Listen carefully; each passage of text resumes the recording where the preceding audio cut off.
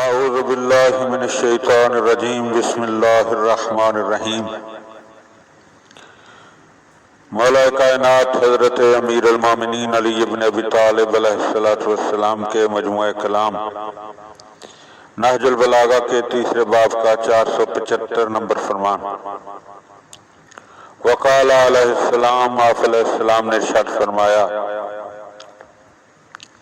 القناعت مال لا ينفد، قناعت ایسا سرمایہ ہے جو ختم ہونے میں نہیں آتا۔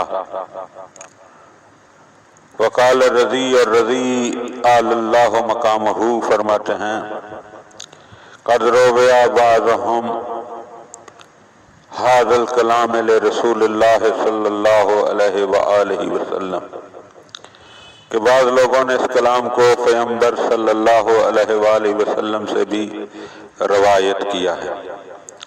قناعت یعنی جو ہاتھ میں ہے اسی کو کافی سمجھنا اور دل میں زیادہ مال کے حوالے سے لالچ نہ ہو اور مال کے کم ہونے سے انسان پریشان نہ ہو۔